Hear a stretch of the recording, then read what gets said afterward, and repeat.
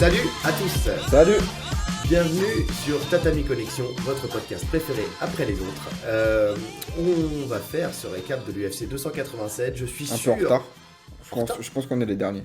C'est sûr qu'on est les derniers et je suis sûr que vous avez pensé qu'on n'allait pas le faire. Ah, le meilleur pour la fin. Ah ouais. J'aime Attends. bien votre podcast préféré après les autres, mais on est les meilleurs. Oui, faut croire en nous. Il faut croire en nous. Vous croyez en nous, croyons en nous. Donc la raison elle est simple, hein. C'est juste qu'on était en week-end, pas ensemble, parce que voilà, on a chacun une vie de notre côté, mais il n'empêche qu'on a quand même réussi à regarder cette UFC et plusieurs fois, au péril de, moi personnellement au péril de ma nuit, hein, parce que ça a été laborieux. Après le week-end que j'ai passé de prendre des notes cette nuit, la nuit là de lundi à mardi, ça a été très compliqué. Écoute, moi j'ai pas pris de notes, mais tout est dans la tête. Une machine. J'y vais au talent. Une vraie machine, j'arrête pas de le dire. Bon, on va voir ça. On en jugera à la fin du podcast quand même, hein. Il a pas pris de notes, mais il a regardé les combats dans le métro avant de venir quand même, hein. C'est frais dans sa tête parce qu'il les a regardés 8 fois sur le chemin. On va commencer L'ouverture de carte. par l'ouverture de carte, oui, de la main card. On va faire toute la main card. Alors, c'est un UFC qui a été intéressant, hein. Nous, on attendait surtout le co-main et le main, qui étaient les deux UFC, Les deux combats qu'on voulait voir. Ouais. Mais c'est vrai que force est de constater que tous les combats ont eu de l'intérêt, enfin, nous ont porté de l'intérêt. Ce qui n'est pas toujours le cas, hein. Pour Non. une carte de l'UFC, il y a souvent un combat qui est laborieux. Et là, pour le coup, non, c'était quand même plutôt intéressant. Et on va commencer par la jeunesse. Par le plus jeune signé à l'UFC à 17 ans. Bon, maintenant il en a 18. Par la hype du moment. La hype du moment qui a pour prétention de prendre 2 ceintures, même voire 3. 3, ouais. 3 ceintures, en tout cas, et d'être le plus jeune champion à l'UFC. Et la hype, elle s'est un peu effritée. Alors attention, Non, ouais. on va en parler. On va en parler du traitement médiatique et du traitement de sa carrière aussi. Mais en tout cas, voilà, le génie attendu a montré sa première faiblesse. Il a montré ses limites, aujourd'hui. Donc on parle de Raúl Rosas Jr. qui a affronté Christian Rodriguez.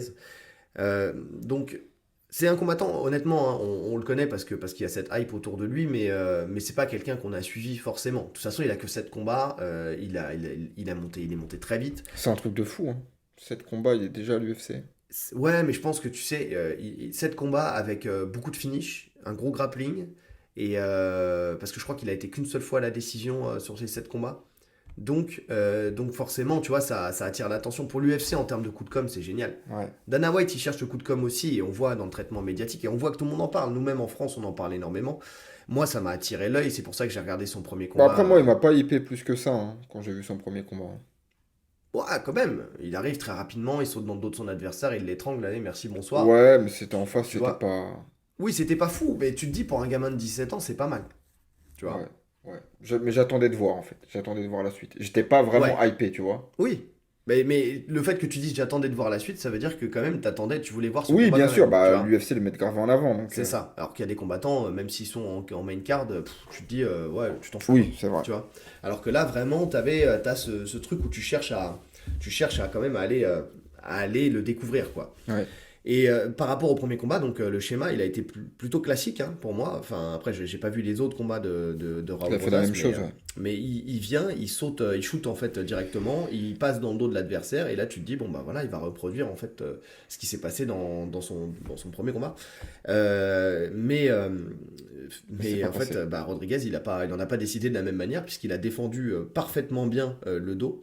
Donc, L'étranglement. Parce que le dos, non, enfin, l'étranglement, oui, l'étranglement dans le dos, effectivement. Donc voilà, et on sent que ce premier round, il a créé quand même beaucoup d'énergie Oh oui. à Rosas. il a tout donné. Ouais. Et ça, c'est un peu la fougue de la jeunesse, c'est que t'as pas l'expérience encore pour savoir, voilà, ça va pas passer, donc je vais temporiser, je vais gagner mon round, et puis derrière, je vais essayer de retravailler, de me remettre dans la position, et puis peut-être de l'avoir à l'usure, quoi. Surtout qu'on a vu que très rapidement que c'était un combattant qui était unidimensionnel. Ouais, il avait que le sol, hein. Ouais, vraiment en termes de boxe, c'était vraiment laborieux. Mais même la lutte, hein. Franchement, il a pas une excellente lutte. Il met un gros rythme, il multiplie les tentatives, donc Ouais. ce qui fait qu'il arrive à ses fins dans le premier round. Mais techniquement, c'est pas ouf ce qu'il fait. Et en plus, je sens un manque de puissance. Bah, un manque Après, de les jeunes, puissance, bah tu voilà, vois. c'est tout. On C'est qu'il sait est, que la il puissance, est... ça monte avec le temps. Oui, il est pas fini d'être formé Mm. physiquement, quoi. Donc tu sens que ça se sentait quand même. Tu vois, même quand il est dans le dos et qu'il met, à un moment, il est en écrasement de mâchoire, Ouais. tu sens qu'il n'y a pas de, il y a pas de danger en fait. Ouais, c'est clair, c'est clair. Oui, ouais, ouais. Et tu le vois, hein, de toute façon, enfin, tu sais, enfin, t'as des jeunes maintenant, aujourd'hui, nous on le voit avec nos petites 15 ans, 16 ans, là, qui ont une force de dingue, mais ils ont une force de dingue pour des gens lambda, hein, tu vois ce que je veux dire? Mm. Mais quand on parle de combattants pro derrière, forcément, c'est des gens qui seront aussi entraînés, voire plus qu'eux, et donc forcément, bah, dans le rapport de force, bah, ça s'équilibre. Ouais, Et c'est ouais. là où tu vois qu'il y a eu la limite de par le physique de Raúl Rosas. Dans le deuxième round, il essaie de reproduire, hein. Oui. Il vient, il plonge dans les jambes, il arrive à passer une nouvelle fois dans le dos, il est pas mal, hein, franchement, tu te dis, il va reproduire. Sauf que, déjà dans l'inter-round, il y a un truc qui m'a marqué, je sais pas si t'as fait attention à ça, mais t'as le coach de Rodriguez qui dit, on savait ce qui allait se passer. Tu vois, il savait très bien que c'est ce qui allait se passer, qu'il allait venir, qu'il allait shooter, qu'il allait aller dans le dos. Donc ça m'a rassuré en fait sur le fait que la lutte, en fait cette lutte-là de Rosas avait été bien prise en charge et bien prise en compte Mm. par le camp de Rodriguez. Et derrière, c'est ce qui s'est passé en fait. Tu sens que les défenses, elles étaient bien abouties parce que il est arrivé, il a pesé très fort en fait sur le comment dire, sur le body lock de Rodriguez et de De Rosas, pardon. Rosas. Et derrière, il a fait une sortie qu'on voit pas souvent. Il est passé par-dessus la jambe de Rosas. Une fois qu'il était très bas, en fait, il a juste mis passer ses fesses par-dessus le genou de Rosas, Mhm. ce qui fait qu'il a atterri directement en latéral. Et de la latérale, bah là, il a commencé à migrer vers le dos. Et on sentait là, pour le coup, qu'en termes de pression et de positionnement, Oui. en fait, là où un Rosas est plus foufou, lui, Là, c'est c'était plus cadré. pression, pression, pression. Voilà. Et c'était, tu sentais, il était désarmé, Rosas. Tu sais, Ouais, ça gesticulait dans tous les sens parce qu'il voulait pas prendre les frappes logiques, oui. mais il avait pas d'issue en fait. Il Il, s'est cramé en plus, comme ça, il s'est cramé de voilà, fou. il a C'est continué de se cramer. énergivore de fou. Ouais. Et tu sentais que c'était ouais, panique parce qu'il s'est jamais retrouvé dans cette Mm. situation-là, quoi. Donc, et pareil, manque de solution. Tu vois, c'est-à-dire que s'il n'est pas dominant sur la phase de grappling, bah là, tu as senti qu'il y avait un manque de solution, Limite un effectivement, peu de qu'il a. panique aussi. Et de la panique, Ouais. ouais, et de la panique. Ça se voyait même sur son visage en fait. Ouais, il était très Ouais. crispé, il était en train de se débattre et tout ça, et Mm. c'est. Ouais, il manque encore clairement d'expérience.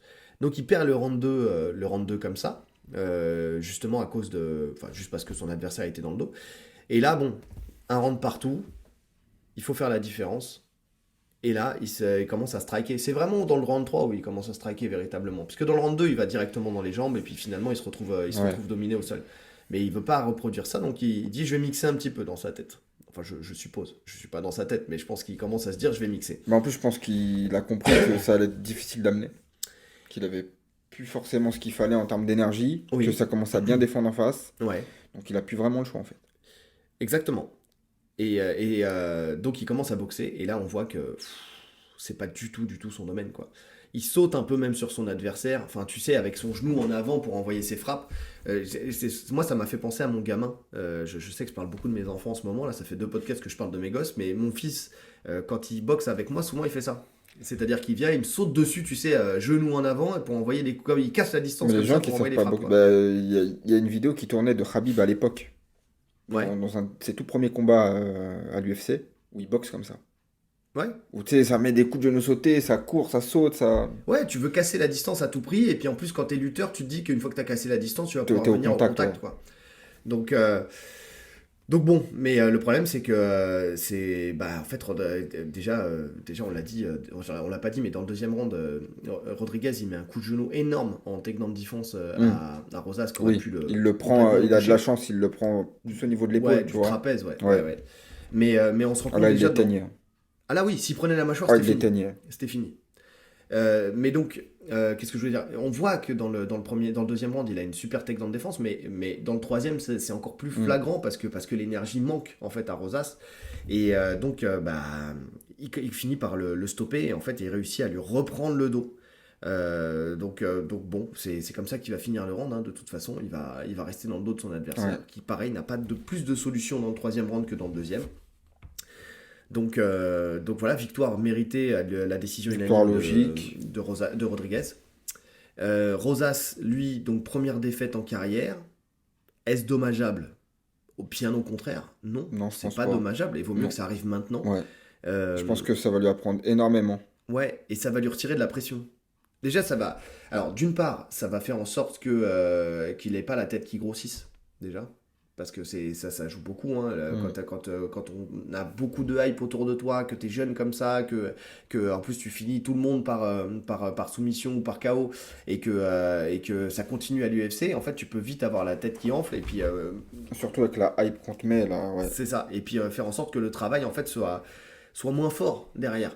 Et finalement là, ça va lui permettre de retourner au charbon, de corriger ses erreurs, d'améliorer sa boxe, de se rendre compte que à l'UFC, le simple fait de faire du sol ne va pas être Ça suffisant suffit et qu'il pas. faudra derrière boxer, savoir boxer correctement.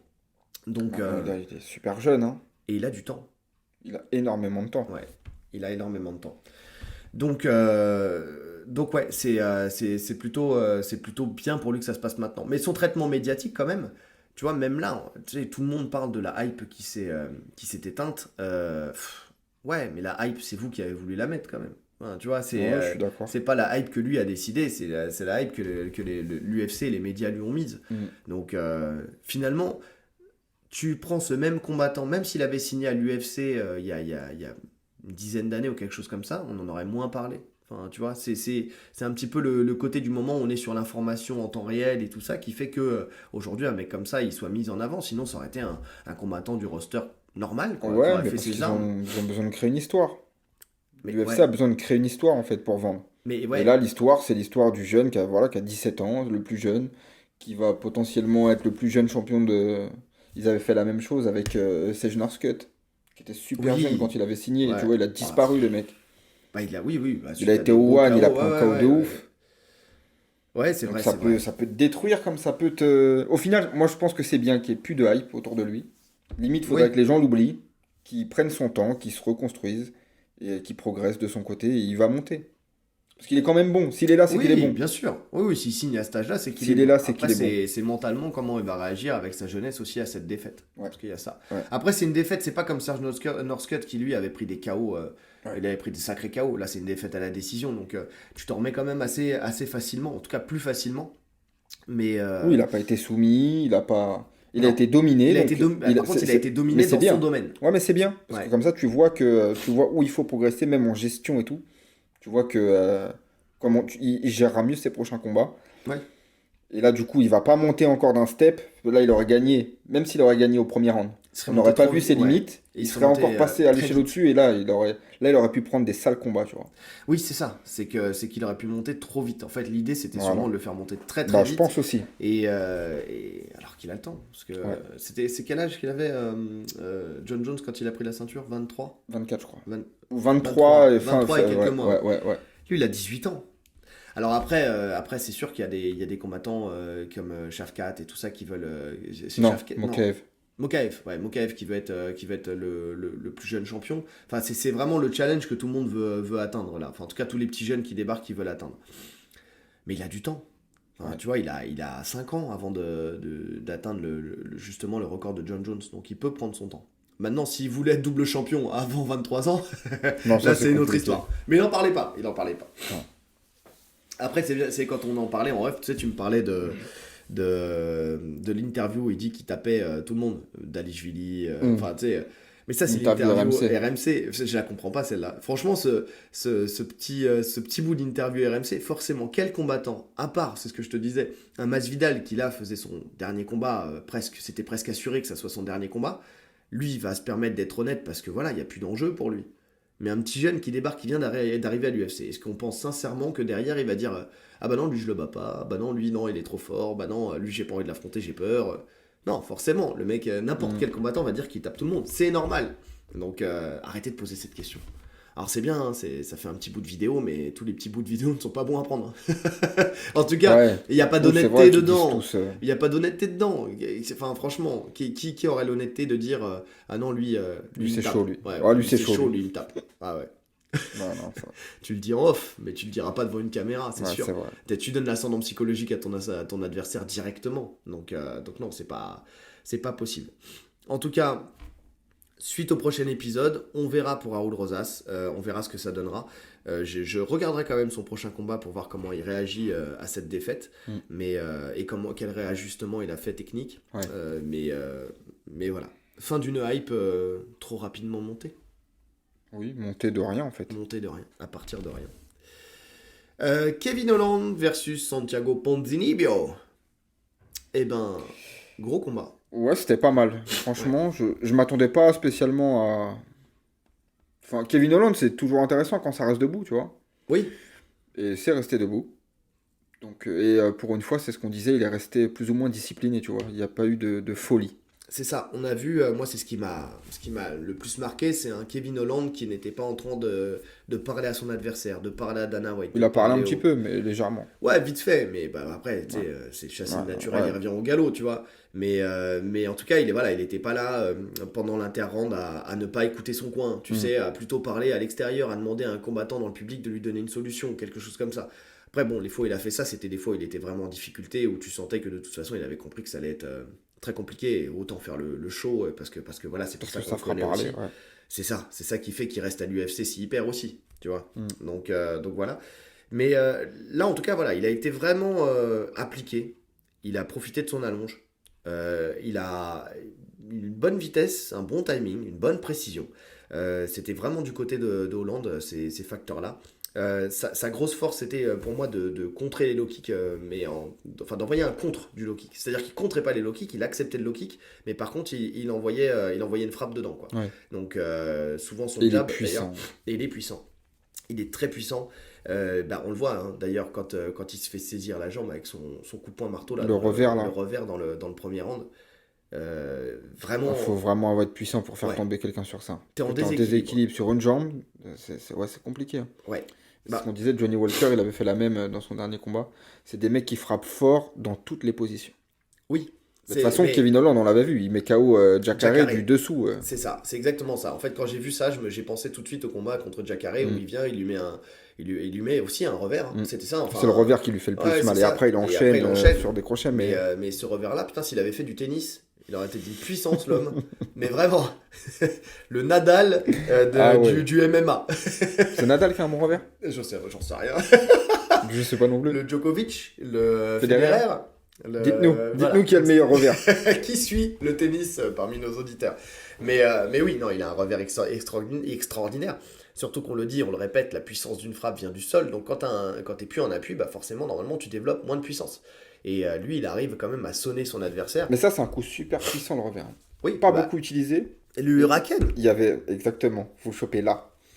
Et c'était Arlovski qui avait mis, qui faisait ça pendant un moment aussi. Tu sais, quand tu rates ton crochet, tu reviens avec le revers. Et ça marche super bien. Oui. Oui. Mais oui, et puis c'est logique parce que t'évites le contre en plus quand tu le fais. Donc, Mais il n'y a pas beaucoup de combattants qui le font. Non. Je pense pas que c'est quelque chose que tu travailles instinctivement. Bah, déjà, en anglais, c'est interdit, tu vois. Oui, mais là, t'es en MMA. Ouais, t'es en MMA, mais je pense pas qu'ils ont le réflexe forcément de... Mais c'est un coup super intéressant, je trouve. Ouais, mais je pense, comme tu dis, c'est un truc qui se travaille pas, c'est un truc qui se fait à l'instant, c'est soit tu l'as, soit tu l'as pas, de toute façon. C'est comme le KO Power, de toute façon, soit tu l'as, soit tu l'as pas. Mais bon, en tout cas, pour le coup, c'est super efficace. Après, bon, Ponzinibbio, il est sauvé par la fin du round, mais il aurait pu finir en premier round directement. Ouais. Puis après, tous les rounds, en fait, ils se valent. Hein. C'est plus ou moins le même schéma. Hein. Oui, avec plus de variété quand même chez Hollande, quand on voit des front kicks, vraiment, tu vois, il essaie de... Il nous montre sa palette. Voilà, il essaie de varier les coups. Là où Ponzinibbio, on voit clairement que lui, son objectif, c'est de briser la jambe de Hollande et d'envoyer un overhand, quoi. Il est plus petit, donc forcément, il fait ce qu'il a à faire. Low kick, derrière, il vient, il avance, il casse la distance, il envoie l'overhand et il essaie de connecter. Ce qu'il arrive à faire, hein. Il arrive à connecter plusieurs fois, sauf qu'Hollande, il reste solide. Et par contre, il a dit qu'il a pété la jambe de. Tu sais, il lui avoue à la fin qu'il lui a pété le pied ou pété la jambe. Enfin, en tout cas, voilà. Il l'a blessé. Quand je dis pété, c'est qu'il l'a blessé. Il lui dit. Il l'a bien touché. Ouais, au moment de la décision.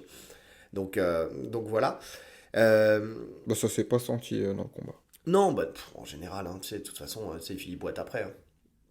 Tous les combattants se blessent, surtout aux jambes à force de kicker et tout ça. Enfin, la plupart, ils ressortent en boitant. Mais Mais bon, en tout cas, là ça s'est pas du tout senti, effectivement. Et Hollande, en fait, il a juste su attendre le bon moment pour contrer et envoyer son large crochet qui a éteint complètement Ponzinibbio. Oui, l'arrêt est justifié. Hein. Ouais. On voit que Ponzinibbio... Bon, après, ce qu'il y a, c'est qu'il récupère tout de suite.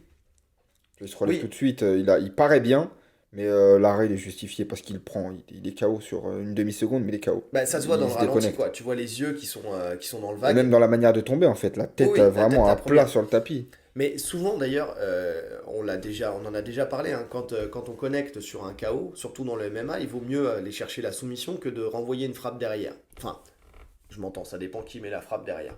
Mais parce que souvent, la frappe, en fait, quand tu prends le knockdown et que tu tombes, ou le KO, des fois la frappe te réveille, la frappe suivante te réveille. Et je pense que c'est ce qui s'est passé. Ouais. Il y a la chute et puis tu sais, il envoie une espèce d'uppercut là, tu sais, à l'intérieur. Et je pense que c'est ça qui met un coup de. Tu sais, salut, bonjour, lève-toi. Bon, après, je voyais pas Kevin Holland chercher la soumission. Non, je vois pas Kevin Holland chercher la soumission, mais je parle de l'explication du pourquoi il est aussi frais quand il se relève et qu'il se dit non, il n'y a pas de KO. Ouais. Mais en fait, c'est juste parce que derrière, en fait, c'est la deuxième frappe, je pense, qu'il le réveille et qu'il lui met un coup de boost. Mais oui, quand tu vois le ralenti. Parce que c'est marrant, hein, ma femme, en voyant ce KO, parce qu'elle était là à ce moment-là, me dit ah ouais, non, l'arbitre, il a arrêté trop tôt. Tu sais, enfin, tout de suite, son premier réflexe. Moi aussi, avant de voir le ralenti, j'ai pensé ça. Il dit l'arbitre, il a arrêté trop tôt. Et puis finalement, quand elle voit le ralenti, elle dit ah non, je reviens à ce que. Elle dit, elle dit heureusement qu'il y a le ralenti, parce qu'effectivement, là, pour le coup, on a vu qu'il était séché, quoi. Non, c'est justifié. Ouais, c'est vraiment justifié. Donc victoire par KO dans le troisième round de Kevin Holland, donc voilà, qui fait un appel un petit peu à Masvidal parce qu'ils se sont embrouillés sur le... Enfin, il fait un appel sans y croire. Il fait un appel qui n'aura pas. C'est juste parce que voilà, il est là, Mais de toute façon, Kevin Holland, on va pas se mentir, hein, Kevin Holland, je pense qu'il a compris qu'il visera jamais la ceinture. Non. Donc là, il est là pour faire... Pour faire de l'argent. Pour faire de l'argent. Ouais, non, tout simplement. Il a une bonne hype, enfin, les gens l'aiment bien. Il fait des combats, quand ça reste en tout cas en striking, c'est intéressant. Ouais. Je pense qu'il peut échanger avec n'importe qui debout. Oui. Donc. Puis il gère bien les à côté. Enfin, tu vois, médiatiquement parlant, il gère bien dans le sens où l'embrouille qu'il a avec Masvidal, enfin, tu vois, les embrouilles qu'il a répétées à l'extérieur. Enfin, il y a des trucs comme ça. Et puis même, c'est ce que je disais, c'est le genre de combattant, tu sais, qui, même dans la rue, il se retrouve dans des situations rocambolesques. Dans le sens où il va sauver une personne qui est en train de se faire agresser. Je crois qu'il a sauvé une personne qui allait se faire poignarder ou je sais pas quoi. Enfin, ouais. Comme John Jones à l'époque. C'est ça. En fait, il se retrouve dans des situations où la merde est attirée par lui, quoi. Et donc, forcément, il gère cette merde. Mais le problème, c'est que derrière... le problème, non. Le bien pour lui, c'est que ça fait parler de lui. Ça lui donne une bonne image en plus parce que voilà, c'est du positif, entre guillemets. C'est dangereux, mais c'est positif. Et donc voilà, ça permet de faire grossir le personnage Kevin Holland. Tout le monde sait qui est Kevin Holland. Tu vois ? Parce qu'en général, t'as des gens, quand c'est pas des gens qui sont proches de la ceinture ou quoi que ce soit, tu vois, ils savent pas forcément qui sont les combattants. Mais là, un Kevin Holland, lui, pour le coup... ouais, il a une bonne popularité. Ouais, effectivement. Donc, son dernier combat avant celui-là, c'était contre Chimaev, c'est ça ? Ouais, qu'il avait pris en short notice. Parce que c'était contre Diaz, normalement, Chimaev. Et puis finalement, il y a eu la bagarre générale. Et puis finalement, c'est Holland. Donc il avait besoin... un remaniement de cartes. Il avait besoin d'une victoire. Ouais, il avait besoin d'une victoire, mais à la fois le fait qu'il avait pris ce combat-là la veille, parce que c'était vraiment ça, hein. Là c'était même pas une semaine, c'était la veille, il était sur la carte. Et, il l'aurait pris 2 mois avant, ça aurait rien changé. Certes, mais dans l'histoire, dans l'histoire tu te dis, bon, il l'a pris la veille, il est là, il a accepté, donc cette défaite elle est pas dommage. En plus il y avait eu Chimaev qui l'avait eu sur le fait qu'il voulait il allait pas checker et puis il est descendu dans les jambes directement, donc il l'a pris de vitesse. Ça aussi c'est pareil, ça n'aura rien changé, c'est un fait de match. Mais bon, tu vois, c'est pas... Et puis il avait bien géré au début la lutte de Chimaev quand même. Ouais, les 20 premières secondes. Les 20 premières secondes. Ah, franchement, on y a cru, hein. Non, on n'y a pas cru. Mais bon, en tout cas, voilà, suite à l'UFC pour... je pense pas que ça fasse partie des combattants qui sera évacué de l'UFC. Lui, il continuera pour l'instant sa carrière. Il fait partie des personnages. Je pense il fait partie des meubles. Ouais. En plus, il a des bons rapports avec Dana White, donc ça va le faire. Ça va le faire. On va le revoir. Rob Font contre Adrian Yanez. Et ça, je vais te laisser en parler parce que je l'ai pas vu. Et tu vas me laisser en parler parce que tu l'as pas vu. Et ok, j'accepte ce défi. J'ai vu qu'il y a eu un KO. Il y a eu un KO. Ça aurait pu tomber des deux côtés, mais c'est surtout il y avait plus de chances, enfin quand j'ai vu le combat, il y avait plus de chances pour que ça tombe du côté de Rob Font à la base, parce que celui qui a le plus connecté, ça a été quand même Yanez. En fait, la première grosse droite, elle vient de Rob Font. Voilà. En fait, c'était un enchaînement, c'était vraiment ce qui allait mettre la plus grosse patate de forain, mais techniquement, tu vois. Donc Rob Font fait son enchaînement, il connecte avec la première droite, mais rapidement Yanez il reprend l'ascendant et il touche beaucoup plus durement, avec sa droite notamment, euh, en direct ou en uppercut. C'est-à-dire que ça soit en direct ou en uppercut, il vient et il touche bien fort Rob Font. Euh, il gère bien les avancées de Font en repoussant justement et en sortant en circulaire. C'est-à-dire que dès que Rob Font, tu sens qu'il veut rusher sur lui. Tu vois, il veut vraiment voilà, il lui marche dessus. Peu importe les frappes qu'il prend, il lui marche dessus. Mais il gère plutôt pas mal. Déjà, quand il envoie ses frappes, il décale bien pour se protéger. Et puis, dès que ça vient trop au contact, il prend sa distance, il sort. Il envoie quelques frappes au passage et il reprend l'avancée lui de son côté pour essayer de toucher. Il sent de toute façon qu'il est plus précis et il veut capitaliser là-dessus. Le combat, de toute façon, il n'aurait pas été au terme. Ce combat-là, c'est sûr qu'il n'aurait pas été au terme. Ouais. Rob Font reste quand même dangereux et il touche dur. De toute façon, je t'ai dit, hein, c'était soit l'un, soit l'autre. Surtout quand en fait, c'est quand il a trouvé ce qui a marché et ce qui causera la fin de Yanez. C'est qu'en fait, il envoie son jab. Et derrière, soit il laisse traîner son jab, soit il en profite pour saisir la nuque. En fait, pour empêcher Yanez de sortir ou de faire ses esquives latérales. Ce qui lui permet derrière de venir et d'envoyer en fait sa main droite. Pareil, lui aussi, soit en direct, soit en uppercut. Avec single collar. Single collar tie, ouais, effectivement. Soit single collar, soit juste en laissant traîner le jab, comme a fait Adesanya contre Pereira. Tu vois ce que je veux dire? Le but étant de masquer la droite qui arrive. Et donc c'est ce qu'il fait. Donc Yanez, il peut plus, donc je disais, faire son esquive latérale. Ça donne des chances supplémentaires à Rob Font de toucher. Et c'est ce qui s'est passé, puisqu'il envoie Yanez au tapis et il le finit par KO, quoi, dans le premier round. Ouais, j'ai vu le KO. Ouais, donc gros KO pour le coup. Franchement. Il n'était pas favori en plus. Hein. Non. Je vais regarder les cotes, c'était Yanez qui était favori. Ouais, après à juste titre, hein, parce que Yanez, quand on regarde bien, c'est lui qui a touché le plus souvent. Tu vois, et qu'aurait pu. Tu sais, ça aurait pu. C'est pareil, hein, c'est le genre de combat, ça aurait pu tomber des deux côtés. Sauf que Rob Font, on sait qu'il cogne très très dur. On le sait. Et là, c'est ce qui lui a permis de finaliser le combat. Puis le fait de venir et de ne pas avoir peur, de marcher dessus, de venir le saisir, c'est ce qui a fait la différence. Ouais.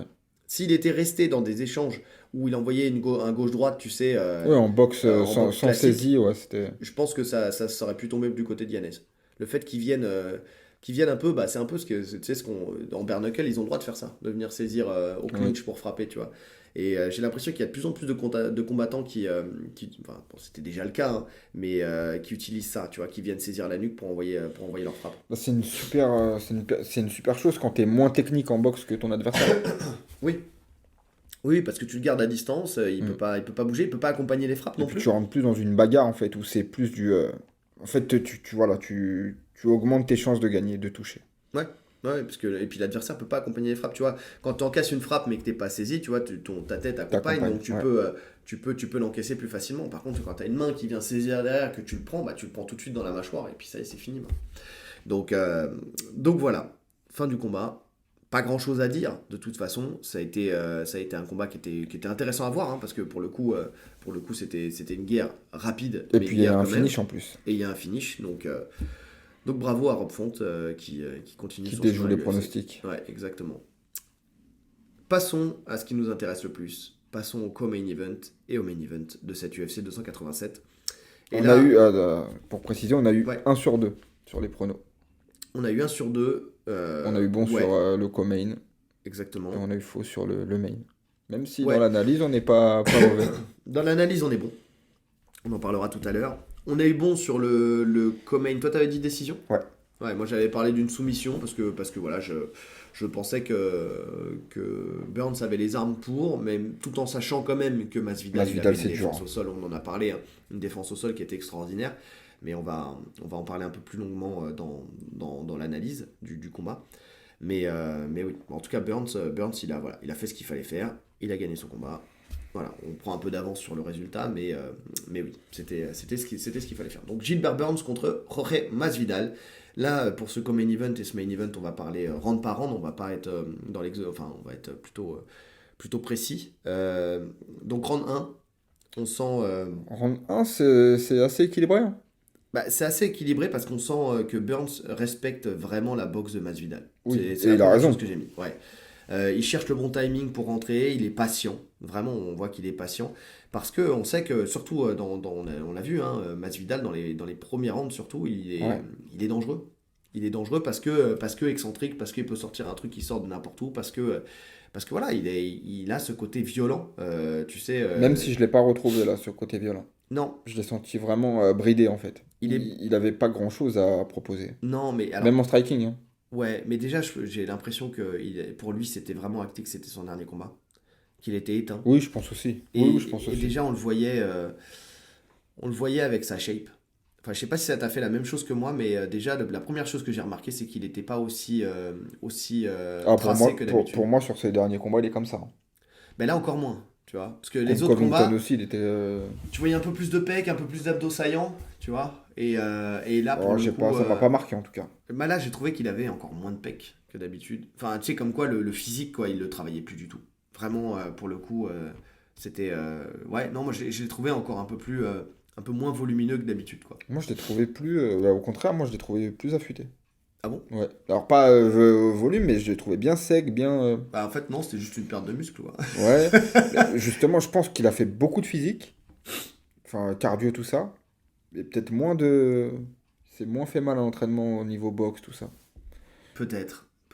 Mais en tout cas, moi, j'ai trouvé sa shape moins impressionnante que d'habitude. Ça, c'est vraiment le truc qui m'a marqué quand... Non, je le trouvais assez bien, physiquement, justement. Bah, dites-nous ce que vous en pensez, hein. Team Rolly ou Team Jarrod, vous nous dites ce que vous en pensez. Est-ce que vous l'avez trouvé comme d'habitude, mieux que d'habitude, moins que d'habitude? À vous, les studios. Et Burns, c'est énorme. Burns, c'est énorme. Ouais, mais Burns, de toute façon, Burns, c'est toujours énorme. Là, il est toujours énorme. Ouais. Et puis en plus de ça, lui, il a un objectif. Ouais. Il a un véritable objectif. Il veut sa chance à la sacré physique. Hein. Tu voyais l'épaisseur de son buste comparé à Masvidal, justement. Ouais. C'était énorme. Ouais, je suis d'accord.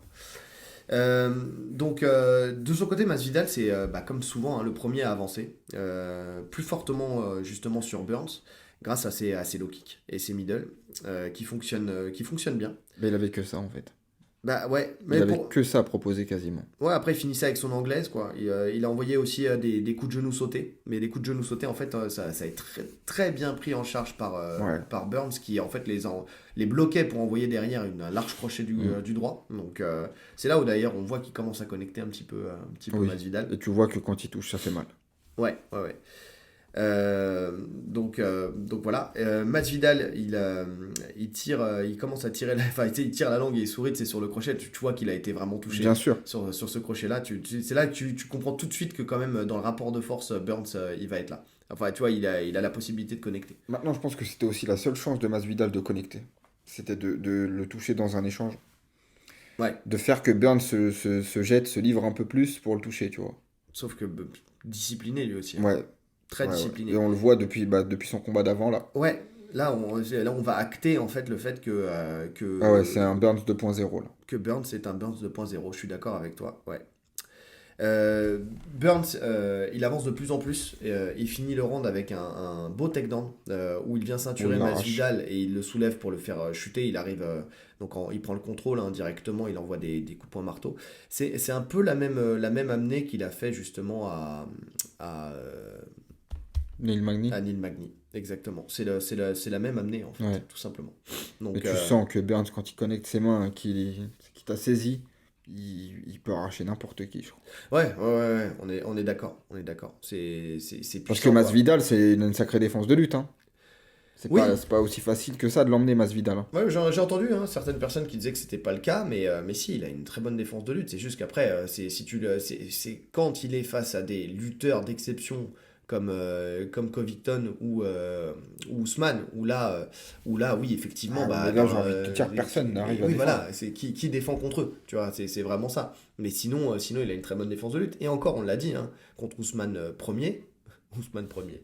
Il a fait des défenses qui étaient très intéressantes, notamment sur les single legs. Donc, et ça, c'est pas tout le monde qui le fait. Donc non, moi je le dis, je me lève et je confirme en disant que Masvidal, il a une très bonne défense de lutte.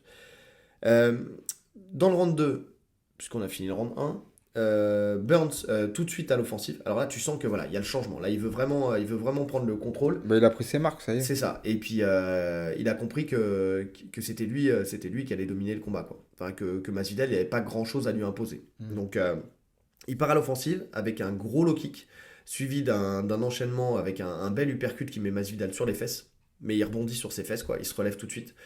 Et Burns il continue jusqu'à prendre le double leg à la cage. En fait l'idée c'était de le coller à la cage. Il prend le double leg à la cage, il le ceinture au début juste sous les fesses, et après et avec un Masvidal qui crochette d'ailleurs bien sa jambe à l'intérieur en défense pour éviter de chuter. Et intelligemment, Burns, en fait, ce qu'il fait, c'est qu'il arrache Masvidal, il se retourne et il le fait chuter plus vers le centre de la cage. Oui, parce qu'en plus, on l'avait dit dans l'analyse, c'est que Masvidal doit à la cage, il est très fort pour se relever. Exactement. Il est très fort pour se relever, c'est vraiment la marque de fabrique de son écurie. Et donc, pour le coup, il avait raison de faire ça. C'est pour ça que je dis intelligemment, c'est ce qu'il fait, parce que c'était un bon moyen de le contrôler. Il arrive dans la garde de Masvidal, et encore une fois, Masvidal, respect parce qu'il gère Burns à la perfection, quoi. Dans sa garde, tu sens que Burns, il n'a pas de solution pour ouvrir la garde. Il frappe, mais il n'y a pas beaucoup de dommages. Tu sens l'expérience. C'est de l'expérience. C'est un mec qui a fait... c'est son 50e et quelques combats. Ouais. Il a fait plus de 50 combats, il a affronté des monstres au sol. Non, il a une expérience. Il n'y a pas de souci.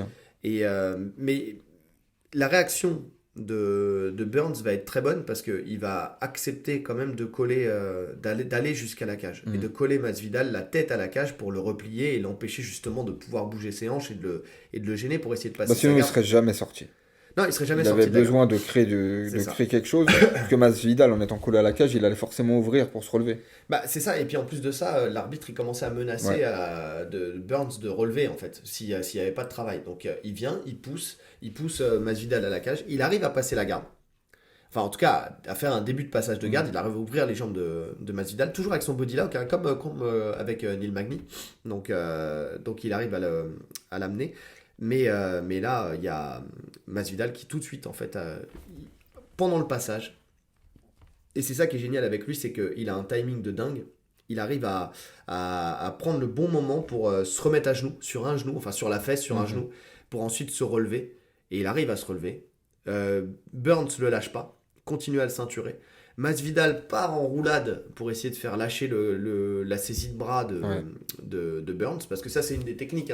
Pour sortir de la ceinture arrière, il y a deux manières de faire. Soit on pèse sur les mains, d'ailleurs c'est ce qu'il fera après, soit on pèse sur les mains de l'adversaire pour essayer de les dissocier et ensuite de rentrer le coude entre le corps entre mon corps et le corps de l'adversaire pour venir en underhook. Soit on part en sacrifice, ce que fait très bien, un qui le fait parfaitement bien, c'est Gary Tonon en grappling, tu vois, qui le fait. C'est ce qu'avait fait Kevin Holland aussi contre Chimaev. C'est ce qu'avait fait Kevin Holland contre Chimaev. Enfin, c'est une technique qui est très utilisée parce que quand tu te jettes en avant comme ça, et enfin, c'est pas vraiment en avant parce que c'est un peu de côté. En fait, il y a deux solutions. Soit l'adversaire lâche, tout simplement, et donc tu fais ta roulade et tu reviens face. Soit il lâche pas, et donc tu l'embarques avec toi, et tu peux espérer revenir dans le scramble, essayer d'être au-dessus. Voilà, c'est ça. Mais le mec peut aussi te suivre et te prendre le dos. C'est ça. De toute façon, il est déjà dans le dos. Donc, non, mais je veux dire, vraiment mettre les crochets et tout. En étant au sol, effectivement. Et donc, c'est ce qui se passe avec Burns, qui ne lâche pas la ceinture. Et parce que déjà, tu l'as dit, physiquement, il était là, donc il arrive à le conserver. Et en plus, parce que, encore une fois, ses réflexes au sol, ils sont extraordinaires. C'est-à-dire que quand ça arrive au sol, il glisse sa cuisse sous les cuisses de Masvidal pour justement l'empêcher de sortir ses hanches et d'arriver à revenir au-dessus. Parce que quand tu fais ta rotation, après, derrière, il faut que tu sortes tes fesses pour prendre de la distance, pour toi avoir un temps d'avance pour remonter sur ton adversaire. Qui lui est derrière toi et donc en fait il a la peine, il a la traîne. En fait tu prends un temps d'avance en faisant ça parce que l'autre il a la traîne, il a les bras un peu tendus en tension et donc derrière comme tu prends encore un peu de distance, tu accentues cette tension, ça va passer très bien la caméra. Ça accentue cette tension et derrière l'adversaire remonte sur toi. Sauf que là, en fait, le fait qu'il ait rentré sa cuisse en dessous de la cuisse de Masvidal fait que derrière, il le bloque, il l'empêche de bouger. En fait, il décolle les hanches de l'adversaire du sol et donc, il peut plus bouger et ça lui permet, lui, de rester justement dans une position qui est favorable pour lui, quoi. Malgré ça, Masvidal ne panique pas et méthodiquement, il arrive à se rasseoir, il se relève une nouvelle fois, il se met debout et il tente de faucher Burns, tu sais, avec un barrage. Enfin, tu sais, il est en Wither, donc il est en over, tu sais, un crochetage par l'avant. Exactement. Et il tente de le crocheter. Ce qui a deux solutions en fait possibles là-dessus, enfin deux choses qui peuvent se passer. La première, soit il arrive à faire chuter, et dans ce cas-là, il arrive au-dessus. Soit il arrive à créer assez de distance pour ensuite faire ce qui s'est passé, c'est-à-dire reprendre de l'espace, placer son underhook, et puis après, il a lancé ses genoux pour finir par réussir à rompre le contact, en fait. Donc, une grosse expérience, encore une fois. Et c'est ce qu'on disait, encore une fois, c'est que tu sens aucune panique. Ouais. Et toujours une solution. Ouais. Son schéma, il est classique, il est fin. C'est vraiment, on sent que voilà, c'est parfait. Il réfléchit sait quoi pas. faire à chaque moment, exactement. Et peu importe contre qui, parce que Burns, encore une fois, on l'a dit, c'est un monstre au sol. C'est ce qui se fait de mieux. Et pas de panique. Non, aucune panique. Et encore une fois, hein, là, on le voit, pour ceux qui disent que la défense en lutte, elle n'est pas bonne, si, elle l'est. Puisque la preuve c'est que même face à un Burns qui a une très bonne lutte, et ben pour le coup, et qui était beaucoup plus puissant dans le rapport de force, largement. Et ben il a réussi à faire en sorte de se retrouver toujours debout et surtout à rompre le contact, quoi. Ouais. Donc rompre le contact techniquement, méthodiquement et techniquement, se relever et revenir underhook, voilà, placer les genoux, séparer le contact. Quelques petits échanges en boxe après pour finir le round, mais rien de significatif. Non, c'est vraiment le schéma que j'avais en tête, moi, de ce combat. Le round 2, là, ça illustre parfaitement ce que je pensais de ce qui allait se passer. Ouais. Oui, je suis d'accord. En tout cas, avec l'espoir d'un Burns, que le Burns 2.0 continue. Ouais. Donc voilà. Round 3, Masvidal envoie des frappes anti-lutte. C'est là qu'il commence à envoyer des frappes anti-lutte, tu sais, avec des uppercuts, chose qu'il ne fait pas souvent, mais là, uppercut et puis des coups de pied remontant un petit peu, tu sais, d'espèces de front kick. Moi, ce que je trouve dommage, c'est qu'il n'est pas capitalisé sur les attaques en ligne type jab ou direct. Ouais. On avait dit dans l'analyse que Burns, c'est ce qui prend le plus, tu vois, les coups en ligne. Et normalement, un mec avec l'expérience de Masvidal, il a forcément analysé les combats de Burns. Tu vois que c'est ce qui rentre le plus. Et il sait les mettre. Oui. Tu vois, donc ça a été bête, je trouve. Après, Burns, et c'est ce que je remarque moi dans ce troisième round, c'est qu'il est patient. C'est-à-dire que aussi, pourquoi il prend ses jabs? Parce qu'en général, il rentre à la bagarre et tu sais, dans la bagarre, il prend le jab. Enfin, ou alors, tu sais, il reste à distance, à la bonne distance. Là, tu sentais qu'il faisait l'effort de faire du in and out. Il rentrait, il ressortait, il rentrait, il ressortait. Tu vois, c'était vraiment ça. En tout cas, dans ce début de troisième round, c'est ce qu'il fait particulièrement. Je pense que de toute façon, il a conscience lui aussi de ce problème-là et que ça y est, il est rentré dans une logique où il veut plus, il veut plus accepter de prendre ces knockdowns-là, tu vois.